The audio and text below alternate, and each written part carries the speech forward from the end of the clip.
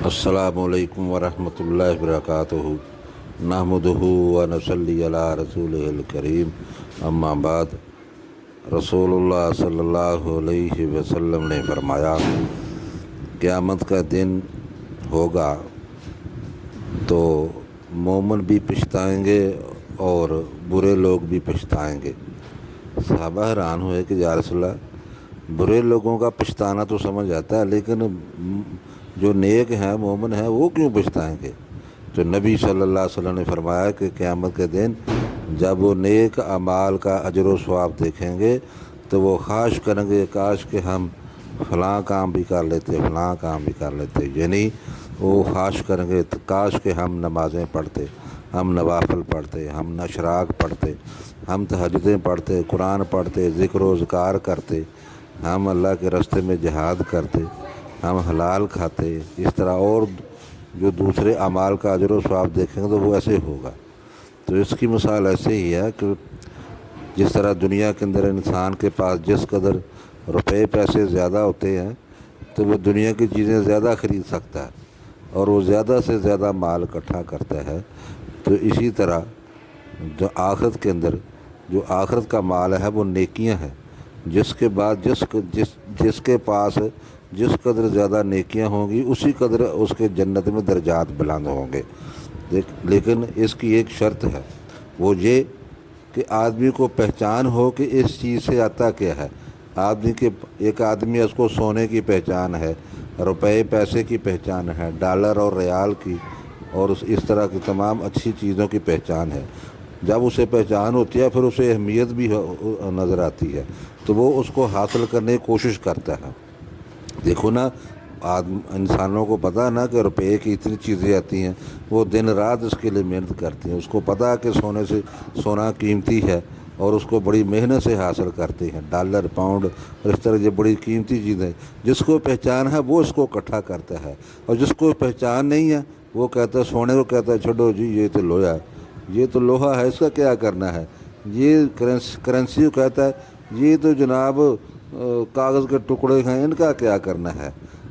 تو یہی حال ہے جس کو آخرت کے اندر قیامت کے دن نیکیوں کی قدر و قیمت کا پتہ ہے، وہ دنیا کے اندر اپنا نیکیاں حاصل کرنے کے لیے جان بھی لڑاتا ہے، ٹھنڈے پانی سے وضو بھی کرتا ہے، گرمیوں کے روزے بھی رکھتا ہے، جہاد بھی کرتا ہے، سختیاں برداشت کرتا ہے، صبر کرتا ہے، اچھا اخلاق کرتا ہے، نماز جو بھی اللہ تعالیٰ کے احکامات ہیں ان کو ادا کرنے میں کتنی ہی مشقت کیوں نہ ہو، کتنی تکلیف کیوں نہ ہو، وہ اسے ادا کرتا ہے۔ کیوں؟ اسے پتہ ہے کہ اس عمل کے بدلے میں اسے اللہ تعالیٰ کے ہاں کیا ملنے والا ہے۔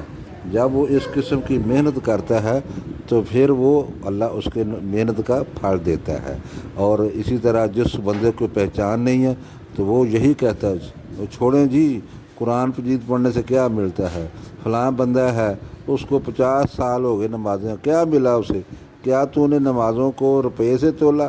اگر نمازوں کے پیسے ملے تو نماز ٹھیک ہے، اگر نمازوں کے پیسے نہیں ملتے تو یہ نماز ٹھیک نہیں ہے۔ اسی طرح نیک اعمال کے دنیا کے اندر کوئی فائدہ ہوتا ہے تب تو وہ ٹھیک ہے، اگر دنیا کے اندر کوئی فائدہ نہیں ہے تو وہ ٹھیک نہیں ہے۔ تو یہ بات حقیقت میں وہ انسان آخرت میں نیکیوں کی قدر و قیمت پہچاننے میں اندھا ہے، اور جو اندھا ہو گیا اس سے بڑا نقصان کوئی نہیں۔ تو اس لیے میرے بھائیو، دنیا میں آخرت کی جو کرنسی ہے وہ اس کو اکٹھا کرو، آخرت کا جو سونا ہے نیکیاں اس کو اکٹھا کرو۔ اور جس دن تم دنیاوی اعمال جن کو ہم حقیر سمجھ کر چھوڑ دیتے تھے تو ان کی جب قیامت کے دن قیمت پڑے گی تو وہ اس اعمال کے بدلے اللہ تعالیٰ ان کو جنتیں عطا کرے گا۔ تو پھر دیکھیں دوسرے لوگ پچھتائیں گے، میں تو فلاں کام بھی کر لیتا، فلاں بھی کام کر لیتا، فلاں بھی کام۔ برے لوگ تو وہ جائیں گے، نیک بھی پچھتائیں گے، برے تو پچھتائیں گے۔ وہ تو اللہ سے خواہش کریں کہ یا اللہ ہمیں دنیا میں پھر بھیج دے، ہم بڑے نیک بن جائیں گے، تہجدیں پڑھیں گے، نمازیں پڑھیں گے، تیری بات مانیں گے، یہ کریں گے، وہ کریں گے۔ اللہ فرمائیں گے نہیں، دنیا کا پھیرا ایک ہی دفعہ تھا، میرا اصول ہی نہیں ہے کہ دنیا میں دوبارہ کسی کو بھیج دوں۔ اگر دنیا کے اندر دوبارہ کسی کو اللہ تعالیٰ بھیجتا تو شہید کی خواہش پوری کرتا، وہ خواہش کرے گا یا اللہ تو مجھے دنیا میں پھر بھیج دے، میں تیرے راستے میں لڑوں اور تیرے راستے میں شہید ہو جاؤں۔ اور جو شہادت کے وقت مزہ ہے وہ مزہ اور کہیں نہیں۔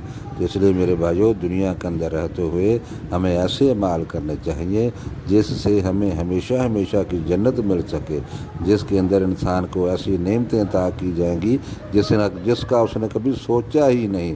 تو اس لیے دنیا میں رہنے کے لیے انسان کتنی دیر اس نے رہنا ہے، لیکن حقیقت یہ ہے کہ یہ تھوڑی سی دنیا کو، یہ پانی کے ایک قطرے کے برابر دنیا، اس کے لیے دن رات تگ و دو محنت کر رہا ہے، جبکہ جو سمندر کے برابر آخرت ہے اس کو یہ بھول جاتا ہے، اور یقیناً یہ بڑا نقصان ہے اور اس سے بچنا چاہیے۔ اور آج ہمیں دنیا کے اندر اس بات کو سوچنا چاہیے کہ کل کا وہ وقت جو بہت جلد آنے والا ہے، جو ہی آدمی کی آنکھیں بند ہوں گی، وہ سارا مال جو 60 70 80 سال میں کمایا تھا وہ ایک سیکنڈ میں اس سے ہاتھ سے نکل جائے گا اور اس کے بیٹوں میں تقسیم ہو جائے گا۔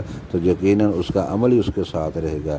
جو چیز ساتھ رہنی ہے، جو چیز پکی اس کے ساتھ ہے، تو اس کے لیے محنت کرنی چاہیے، اور یقیناً اللہ تعالیٰ نے اس کی ترغیب دی ہے کہ سابقوا الی دوڑو اپنے رب کی بخشش اور جنت کی طرف، جس کی چوڑائی زمین اور آسمان کے برابر ہے۔ تو یہ اللہ تعالیٰ کا وعدہ ہے کہ نیک کام کرو گے تو میری جنت تمہارے انتظار میں ہے، اور اللہ کسی بندے کی محنت کو نہیں رکھتا۔ یقیناً جس کو یہ سودا سمجھ آ گیا وہ کامیاب ہو گیا۔ من زحزح عن النار، جو آگ سے بچا لیا گا، اور وادخل الجنہ، اور جنت میں داخل ہو گیا، فقد فاز، یہ ہے بندہ جو کامیاب ہے۔ اللہ تعالیٰ ہمیں سمجھنے اور عمل کی توفیق عطا فرمائے۔